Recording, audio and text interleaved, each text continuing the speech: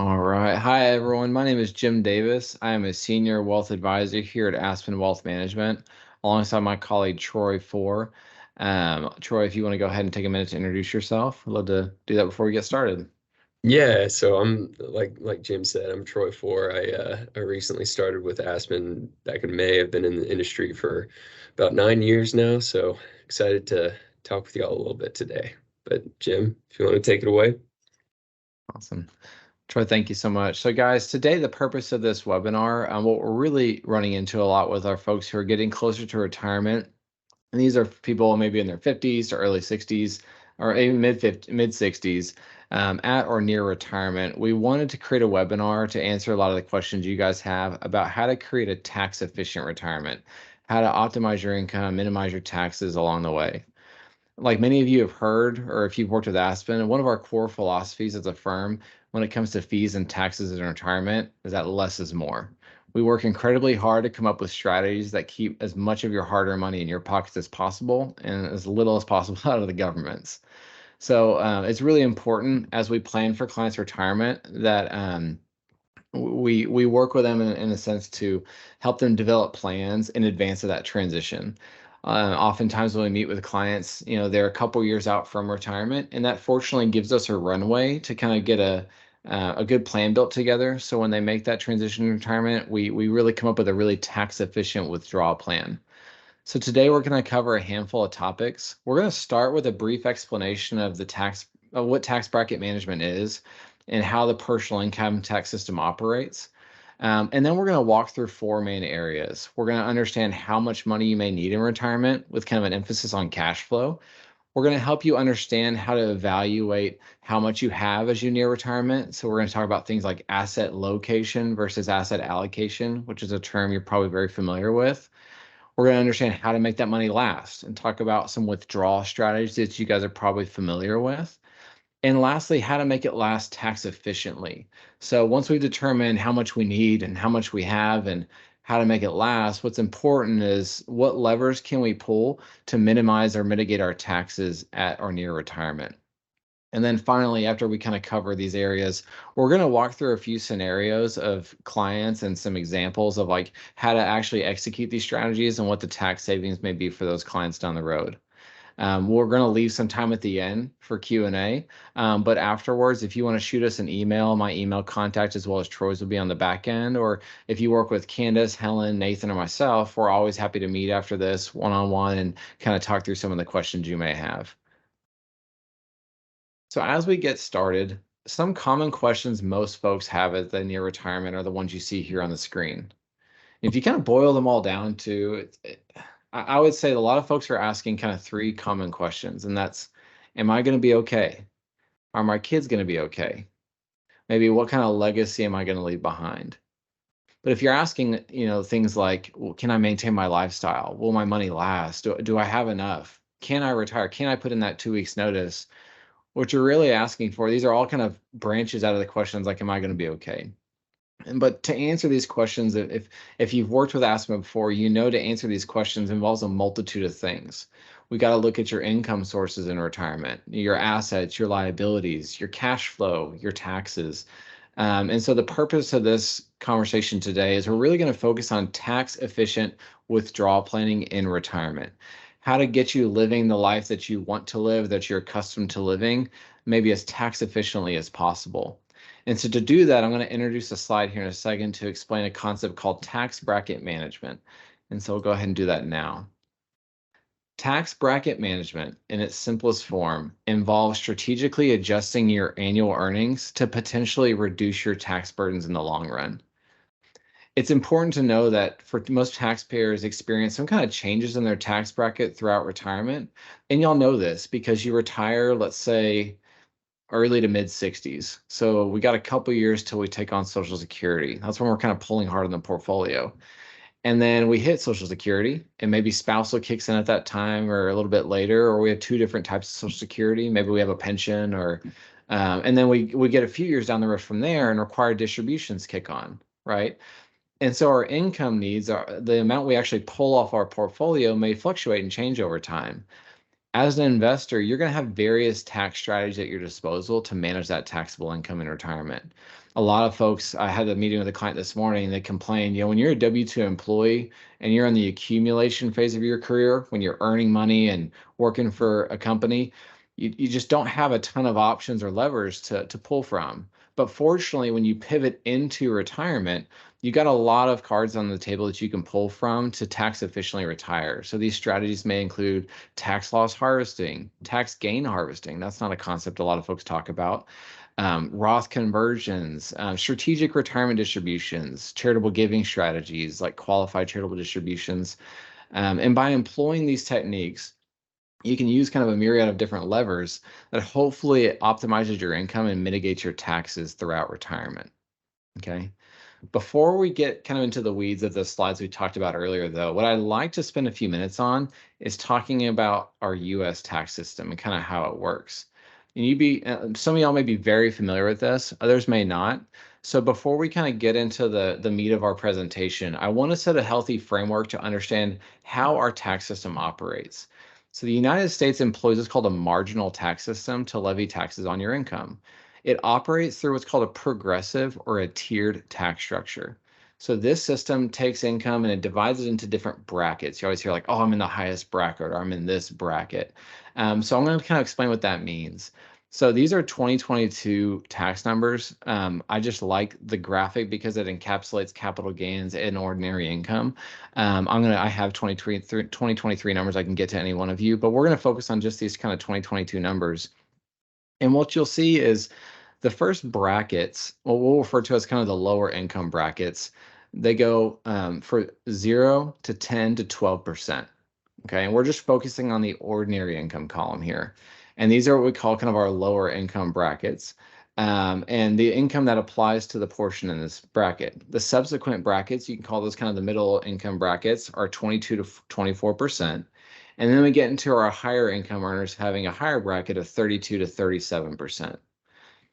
It's essential that you and anyone understands the marginal tax rates are not applied to the entire income of a household, but rather the specific amount falling within each corresponding bracket. So if an individual's income places them in the middle of a bracket, they're not paying 22 or 24% on all their income. They're only paying 22 to 24% on the income that falls within those brackets. So let's use this as an example. We're going to focus on the left side of the screen for a single filer. Okay, let's say you're a single filer making 150 grand.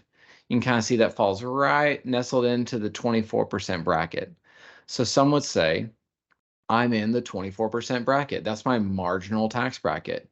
But when you kind of average everything out and kind of mesh them all together, a person making 150,000 in taxable income is actually in what we call an effective or average tax bracket of 17.82%. Okay. You'll notice on the right-hand side of these graphs are what we call capital gains taxes. This is what applies to your investment income. If you sell something for a stock for $100, or you buy a stock for $100, you sell it for $200, you may pay $15 in taxes on that profit of 100. Okay, so that's a capital gain tax. Once someone's modified adjusted gross income, once their modified adjusted gross income crosses a certain threshold, you'll notice that capital gain bracket goes from 15 to actually 18.8% and even as high as 23.8%.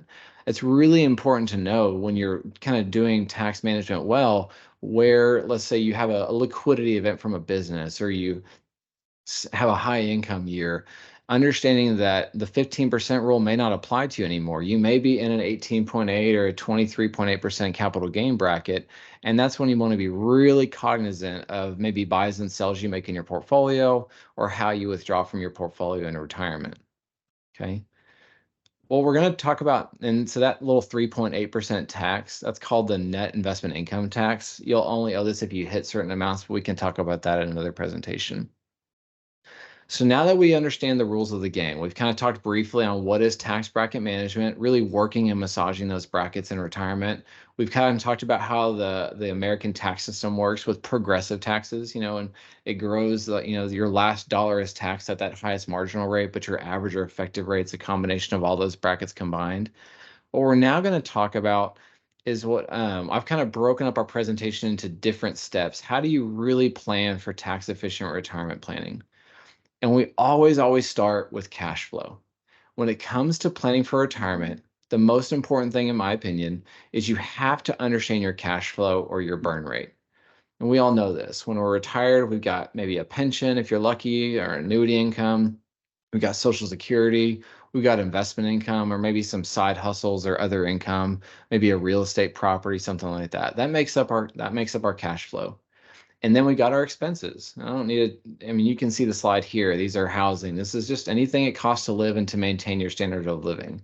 Some are more recurring, essential. Some are more discretionary and variable, like travel or Christmas gifts for the kids. But it's so important that before we do anything else in retirement, we understand our starting point, and that's how much do we need to maintain a lifestyle that you guys want to have. So take a moment and think about it. In your personal lives, do you have income from Social Security? Maybe you don't because you're a teacher. Do you have investment income or other sources of income? Understanding where you kind of stand with that helps you kind of get a baseline of what your income needs will be, or at least your income will be paired with your expenses. And that's your end result. That's your net monthly cash flow. And this is what you're going to have to pull off your portfolio potentially to maintain your quality of life. Okay. So the next slide, kind of going on the same topic, for many folks in retirement, their cash needs actually vary over time. It depends on things like required distributions, Social Security, pensions, if you're lucky. Retirement income planning typically involves a careful balance of kind of looking at these various income sources to sustain your lifestyle in the what we call it golden years. While portfolio withdrawals and investment form a significant portion of your retirement funds, they're often supplemented or offset by other sources, such as these benefits we talked about. But when you combine these different income streams, retirees can kind of create a more diversified and reliable foundation for their post retirement income.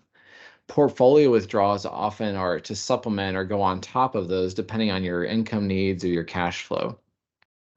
But for folks, the higher you go above kind of those baseline income sources, the more conscientious you have to be over how you're managing your portfolio and how it's going to be sustainable throughout your retirement. And by understanding the interplay, kind of with how much you need, that gives you a good foundation to say, okay, this is how much I need. I know my cash flow. I know how much it costs to maintain my quality of life. Then the next step, which we're about to talk about, is understanding how much you have and where those assets are held. Okay. So most of you are very familiar with this concept, asset allocation, stocks and bonds. Okay. This may seem elementary to some of you, but just to make sure everyone is on the same page, we see a lot of folks who are emerging retirees with the portfolio that got them to retirement. So to use an analogy, you've spent the better part of 30 or 40 years climbing this mountain. You're saving, you're investing. You're likely aggressive in your investing because over time stocks, perform better than bonds. So you have this portfolio that's gotten you to this summit. And let's call this summit your 2 weeks notice. You're about to retire. But you're going to get to this point where you say, okay, do I have enough? And how do I make it last? And the reality, folks, is that the portfolio that often gets a client to retirement is not the portfolio that they need to get them through retirement. Okay. So going back to climbing or ascending versus descending a mountain. And so for folks in that scenario, when we look at asset allocation, we're not just looking at stocks and bonds. We're looking at what types of stocks, what types of bonds, what is your tax situation? So in bonds, maybe you have a taxable brokerage account and you're a high earner. Well, we need to have what we call municipal bonds in that portfolio because the income is tax-free. Versus in your IRA, there's no sense in having the tax benefit, so we can have a different type of bond. And so as you can see here, asset allocation is to Aspen at least much more than how much you have in stocks and bonds. It's what types of stocks do you have? What types of bonds do you have? And are those the favorable type of assets you need as you transition into retirement, as you move from accumulation to decumulation in your assets? The next part of how much you have is understanding, almost more importantly, where those assets are located. We can talk about stocks and bonds and portfolios all day long, but one of the things that get overlooked the most is, do you have money in the right types of buckets prior to your retirement? And that's asset location. Where are those investments held? And those three different types of tax types, what we call buckets here, are tax-free. So that's your Roth money, health savings accounts, potentially 529 accounts for kids or grandkids, your tax-deferred money, 401ks, traditional IRAs, 403bs, pensions. And the last one, taxable money. This is after tax accounts like your brokerage, your investment accounts. So a lot of y'all have trust accounts, savings accounts, CDs. Some of y'all bought I bonds here as of late. This all falls into what we call our taxable accounts. And so you can kind of see here these three buckets are really important. And the next slide kind of illustrates another layer of complexity that, from a tax planning standpoint, is really important to consider. So we talked about asset allocation, stocks and bonds. You got stocks being equities, municipals being bonds. You can kind of see here. Under each of these different buckets, if you will, certain asset classes and certain investment products actually lend themselves to be more favorable than others. So you can kind of see here in the middle of the screen for taxable accounts. Okay, so these are brokerage accounts, trust accounts, non-retirement accounts.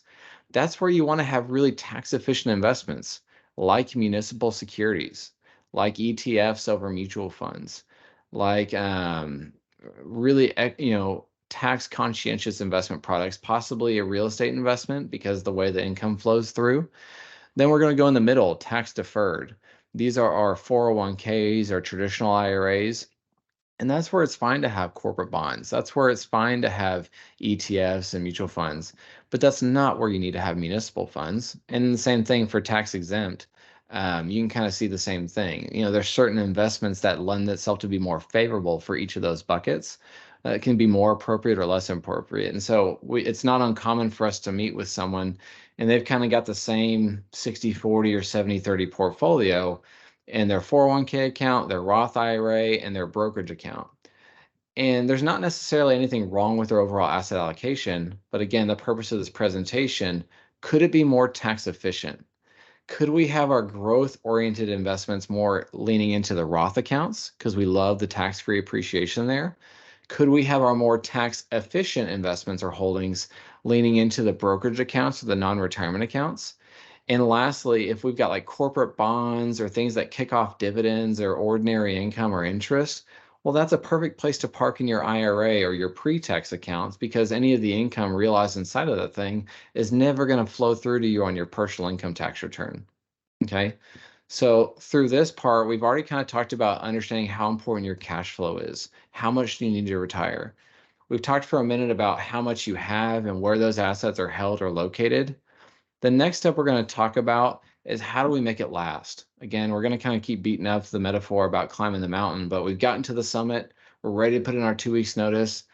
We're saying, Aspen team or Jim, do I have enough? Like, is it going to last? Am I going to be able to maintain my lifestyle in retirement? And so to talk about that, we're going to talk about some pretty common withdrawal strategies. Okay. These are strategies that many of you have heard before. Maybe people in work talked about them in the workplace, but these are common withdrawal strategies that many of y'all are familiar with. And I'm going to show my cards now. We at Aspen use income guardrails, so I'm going to end with that. It's just because I think it's the best one, to be frank. And so the 4% rule is probably the most common one. The 4% rule is a simple rule of thumb for retirement planning that suggests you can withdraw 4% of your savings each year to cover your expenses without running out of money for 30 years, roughly. It's from a thing called the Trinity study. So for example, on $1 million portfolio, the 4% rule suggests an individual can withdraw about $40,000 a year in perpetuity for about 30 or more years, and they'll stay kind of at $1 million. The 25 times earnings test is almost the exact same. You take your expenses, what you think you'll need for retirement, and you multiply that by 25, and that's going to be the savings you need to retire. But let's kind of use an example of that. Similar to the 4% rule, with the 25 times earning test, let's say you need 50,000 in annual income. 50,000 times 25, we're at 1.25 million. Right around there. What does that mean? Well, that's 4%. So it's just a fancy way of getting back to the 4% rule. The bucket strategy is one that often gets talked about in certain groups. Sounds great in theory, incredibly hard to execute, but we're going to talk about it nonetheless.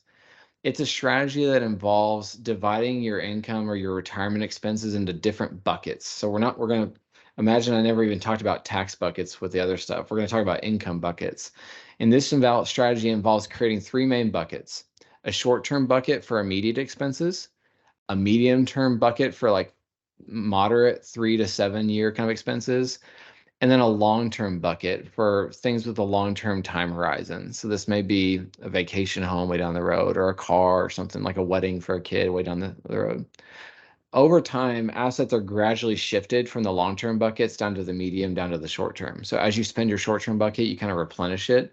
It kind of becomes this treadmill of things. But as you can kind of think about it, to move money from one type to the other, doesn't even cover, are we talking IRAs? Are we talking, 401ks or pre-tax or Roth? Nonetheless, it also doesn't talk about asset allocation. So again, in theory, it's very possible, it's very probable, but it's a harder one to actually execute on a consistent basis. Lastly, the technique that I think we feel most comfortable with at Aspen, it's similar to the 4% rule, but it has a little more flexibility. It's called a guardrail approach. With this, you set an initial monthly withdrawal rate that can be adjusted based on market conditions. So pushback on the 4% rule is, when do you set it? Say you have $1 million account, market goes up, did you increase your spending? Or what if inversely, what if the market goes down? Do you decrease your spending? Guardrails kind of meet that 4% rule and pair it with kind of practical application of portfolio management. And so what we do in this situation is we give our clients grace and the opportunity to be somewhere in the middle. And so what we do is we say, okay, your portfolio can comfortably sustain this dollar amount of withdrawal per month. Okay. There are going to be years where the markets are just sailing at our backs. And if that's the year we want to spend a surplus, we absolutely can. But maybe on years where the markets are pretty down aggressively, we still have a baseline we're going to comfortably spend from. But maybe those are the years where I jokingly say, we go to Paris, Texas, not Paris, France.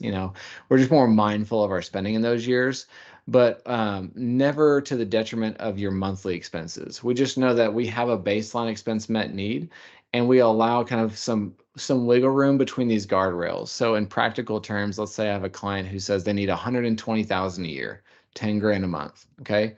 Well, there's going to be years where I want them to take that extra trip. Let's spend 150 grand. It's within their guardrail. Now, if they go to 170, we're kind of running hot. We're eating into our principal. But I want them spending no less than certain amounts. And let's say the market takes a big swing in the other direction. We just trying to be mindful of, maybe this isn't the year we buy that RV, or we go on that huge vacation with all the kids and grandkids. Maybe we push that into a year where we have a little bit more appreciation in our portfolios. So that kind of covers how you make it last. These are very common withdrawal strategies. There's the 4% rule, the 25 times earnings test, there's the bucket strategy, and the income guardrails. Okay, so that helps us get an idea of like, okay, how can we withdraw our money? What are some kind of rough rules and parameters around that? And now we're going to talk for a little bit about tax bracket management techniques to pair with one of these strategies. So at this point, you determined which strategy you want to execute, whether it be the 4% rule or the 25 times earning, or you've kind of found a strategy that fits you and your family best. Now that we've determined a strategy, we understand how much we need, we understand how much we have and where it's held. That's the asset location piece. Now we're going to talk about techniques that any retiree can likely use to manipulate their income in retirement in a positive or favorable manner. Okay, so techniques for retirement planning or tax bracket management in retirement kind of fall into one of two camps. We're either trying to fill up a tax bracket, or we're trying to reduce where we stand in the tax bracket system. We kind of talked a little bit about the marginal taxes. I'm going to circle back to that slide. So for a married couple, let's say you are at 260,000 of taxable income, right above that $250,000 mark. We're just flirting with the 32% tax bracket. Okay, so these are strategies we can execute to reduce your taxable income. We can increase retirement contributions if we're at that, if we're still working. We can potentially put money into a health savings account and reduce our income by thousands of dollars. We can give to charity through like what we consider like lump sum gifting or bunching. You can kind of see that description there. This is a very, I'll say, just I'll camp out on that for a second, a very effective retirement planning technique for those who decide to tithe or give to their churches or charities and they want to continue doing so in retirement, is kind of pre-funding your charitable giving into what's called a donor advised fund. And so what we say is, hey, client, we know you like to give 10,000 a year. We love that you do that. And we want to keep doing that in retirement. But what we may want to do is while you're in a really high tax bracket, let's lump our gifts together for a couple years prior to retirement. Let's get the tax deduction while you're in a high marginal tax rate. We're going to fill up this coffer of charitable donations into this thing called a donor advised fund. And then when you actually make that transition into retirement, that is the account through which you donate to your church and charity. So you receive the tax benefits while you're working and you're in a high marginal tax rate, but you disperse the money to your churches and charities throughout retirement. That pairs really well on the top section with qualified distributions. But again, these are different techniques we can use. Partial Roth conversions is very common between the ages of retirement and your 60s. And when you hit RMDs, or required minimum distribution ages, tax loss harvesting and tax gain harvesting kind of work hand in hand together. We use those actively for all of our clients who we manage assets for at Aspen Wealth Management. I've kind of bounced around these different strategies, but the point of which I'm trying to make is there's a lot of options and levers a retiree can pull from to kind of help mitigate their taxes in retirement, to maybe manipulate their income in retirement, so that way they can enjoy more of their hard-earned savings that they've spent 30 or 40 years trying to accumulate. So the end goal here is very simple. We just want you living the life you want to live. But if we can pay the government a little bit less along the way, we're happy to make that happen and happy to facilitate that. So as you saw a minute ago, I kind of skipped ahead. Now that we've talked about how much we need, how much we have and where it's held, different withdrawal strategies, and some different overarching tax bracket management techniques, we're now going to put it all together in practice and kind of walk through a couple case studies of clients and examples that I want to illustrate for you guys about how this could actually help save some family money along the way. This first scenario is what I'm going to beat up a little bit. It's kind of called the conventional approach. I'll let you kind of take a minute to just kind of look over that and just kind of see. You got taxes at the very bottom. That's kind of below the $0 line. You got different sources of income, Social Security, required distributions. So I'll let you take a second to kind of look at that.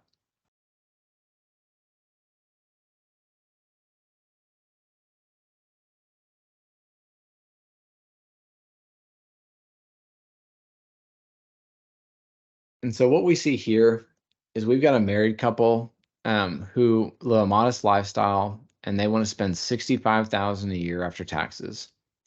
They're receiving $30,000 a year in Social Security benefits. Their retirement portfolio in this scenario is about $750,000, 10% of which is in a brokerage account, 60% of which is in their IRAs or pre-tax accounts.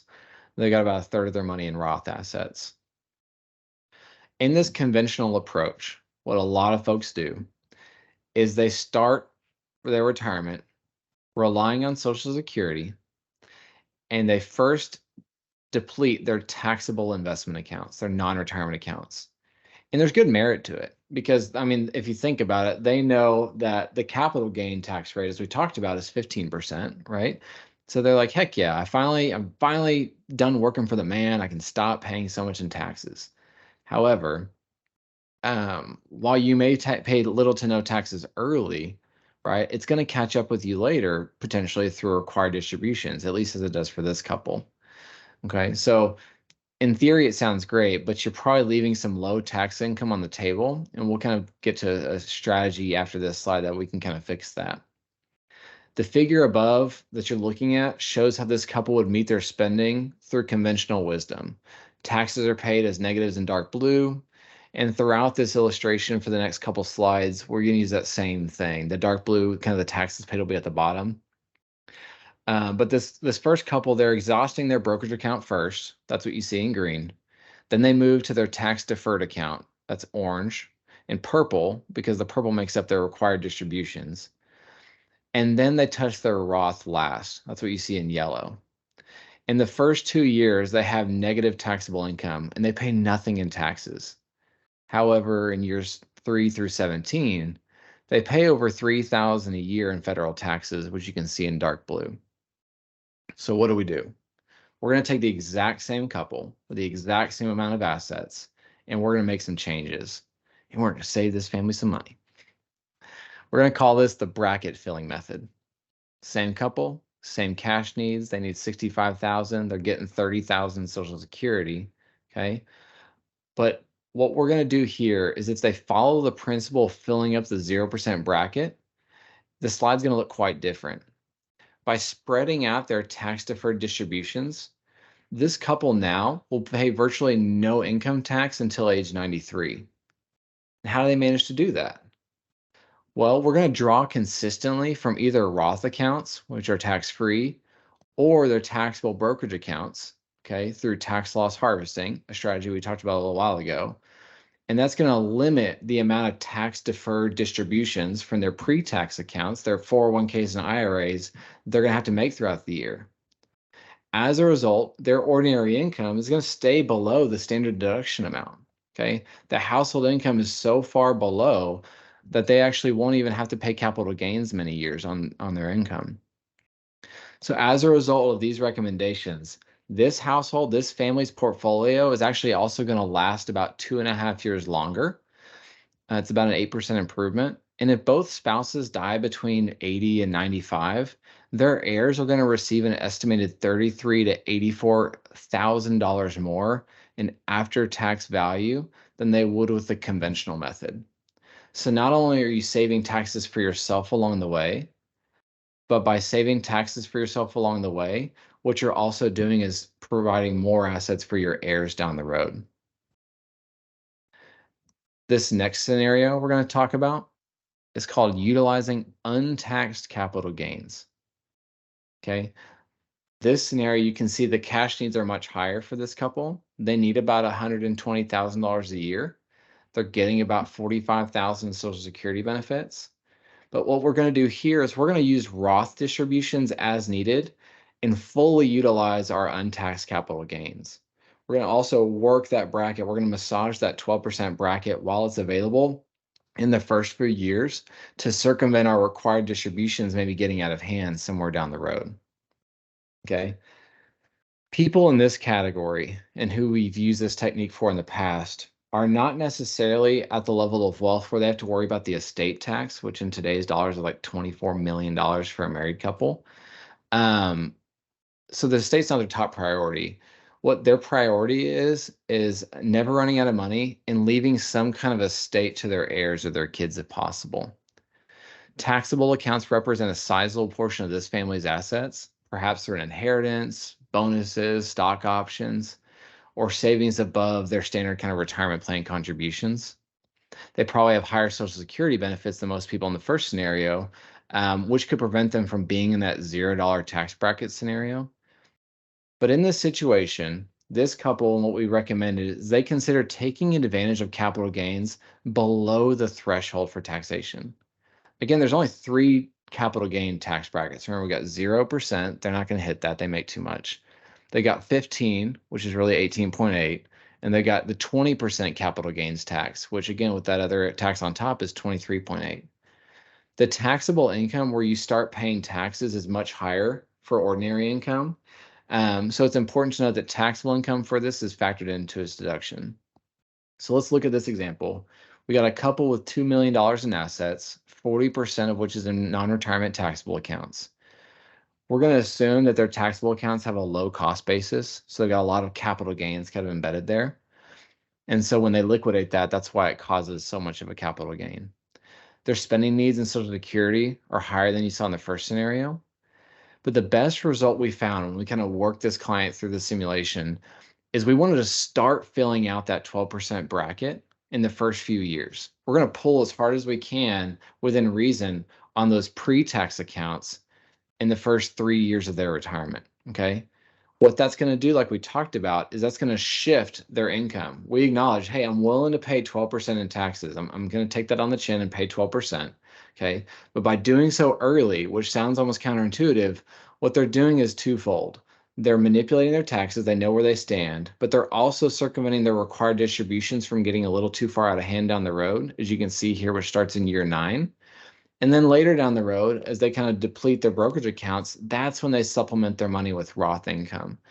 And so it's using a combination of techniques that can really save this family a lot of money. Doing this technique versus the conventional approach, as we ran it through kind of our softwares, saved them about $70,000 in taxes over their retirement lifespan. So I think that's a pretty great savings technique. This last scenario is prioritizing Roth distributions. Okay. This is a scenario and a strategy that we've actually recommended for individuals whose primary concern is maximizing the after-tax inheritance that their children or their heirs receive, while also maintaining their quality of life in retirement. So one of my clients, he's has an only child, and she works in a nonprofit, and she will, I don't see a world where she ever leaves that space, but she doesn't make a lot of money, but she does more good in this world than most folks I know of, for sure. I mean, she's an incredible, incredible woman, but she's in a very low bracket. So what our thought process and the strategy for her makes sense is to give her as much after-tax inheritance as she can possibly receive, while still helping mom and dad maintain their quality of life. Okay. So this client, like the last one, spends about $140,000 a year. As a combined household, they have $50,000 Social Security benefits. But we're going to prioritize Roth distributions early to enable untaxed capital gains and to leave tax deferred distributions to heirs while they're in a lower tax rate. Okay. So people who have accumulated significant assets may have confidence that they're not going to run out of money. Once you know you have enough, like this client does, we can build a strategy or a plan with their heirs in mind at that point.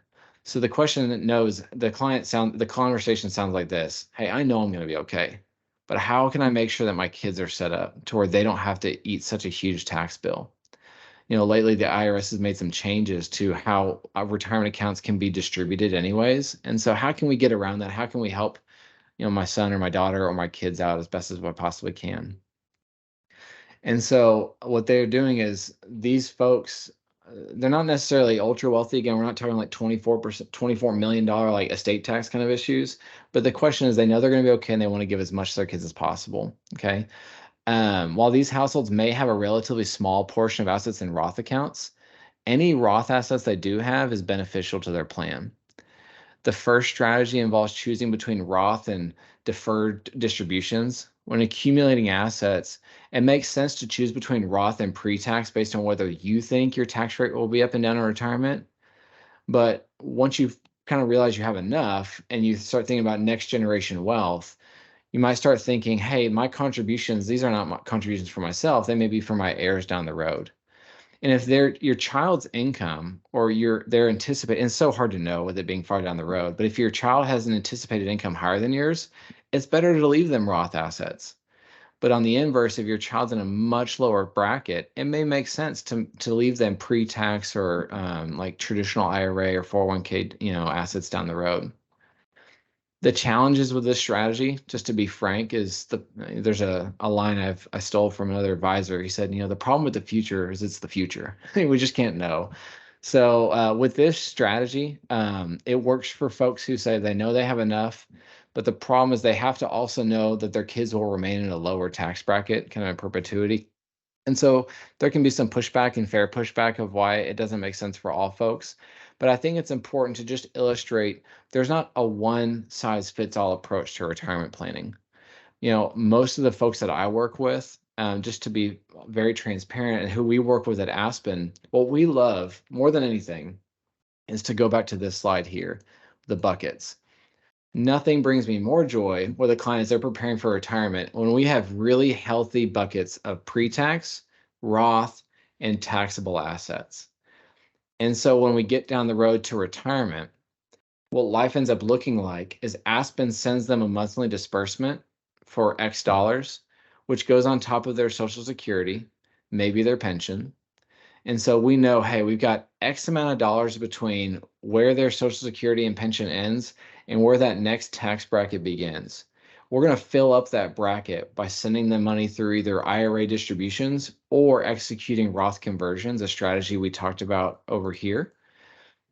And we're going to fill up that bracket. We're going to work it to the best of our abilities. So clients have, again, a baseline of Social Security, distributions from a pre-tax income source, and then throughout the year, as they have ad hoc needs like a travel, a car purchase, AC unit goes out, these are kind of big expenses. Well, I don't want those expenses to come out of their pre-tax bucket because it may throw them into a higher bracket. We haven't even talked about like Medicare surcharges and all the ramifications that could happen there, but I don't want them to go into another bracket. So what do? Well, it's a good thing. I've been doing this thing called tax loss harvesting, which you can kind of see here. And as we've done tax loss harvesting, I've realized I've kind of banked some losses over the last few years. I'm going to use their brokerage account. I'm going to use their non-retirement account to supplement their cash needs. And if you take a loss of 10,000 and you take a gain of 10,000 and you sell the gain of 10,000, you sell the loss of 10,000, they're going to walk away with $20,000, but the IRS is going to see that they made $0 in taxable income. So we're going to supplement their pre-tax sources with brokerage account assets. And then any needs maybe later in the year, like Q4, this is common for like trips for families or Christmas presents for kids. That's when we'll pull from that Roth bucket, because we know anything you pull from that source is tax-free. So to do retirement income planning well, to really do tax bracket management well, it's really beneficial to have multiple sources of assets, pre-tax, Roth, taxable. Okay. It's important to understand your other income sources like Social Securities and pensions. And most importantly, you need to know where you stand within the marginal tax bracket system throughout the year. So that way, when you meet with your advisor, preferably at Aspen, we try to meet with as many of our clients as we can around September to November. And that allows us enough of a runway to say, okay, where are we at from January 1 to today from an income standpoint? Do we foresee any bonuses or, I guess income needs coming through between now and the end of year end? And that's going to provide us with the delta that we can actually kind of use to work or manipulate. So that way we can execute things like Roth conversions or tax loss harvesting or things like that. And so we've talked a lot today, to kind of go back over everything. We've talked about understanding first and foremost what your cash needs are in retirement. The second thing we talked about, which is very important, is understanding where your assets are held from an asset allocation standpoint, stocks to bonds, maybe real estate, but more importantly, what buckets they're held in. We talked about common distribution strategies. This is the 4% rule, the 25x earnings, the guardrails approach. And then once we've determined a strategy for how to withdraw that money, once we've determined we have enough, the question then becomes, how can we have enough tax efficiently? How can we have more in our pockets and less in the IRS's? How do we continue our lifestyle but pay as little in taxes along the way as possible? And so these are all things to consider as you're going about your retirement planning. And it's really important. And it's what we do best. We take great pride in helping clients not only live the best lives they can live, but live them tax efficiently. And so I hope this was informative and helpful for you guys today. And I'm going to take a moment I'm going to unshare my screen here for a little bit and open it up to Q&A for the next 5 or 10 minutes and see if anyone here has any questions. And again, this is my contact information and Troy's contact information. You can also find our website has our phone numbers on there. So feel free if you want to talk offline to connect with us through this forum. This will be recorded and sent out as well. If maybe you came in late and you want to see the first part of the presentation, we're happy to send that out as well. So I'm going to stop sharing my screen now and make myself available to any questions you guys may have.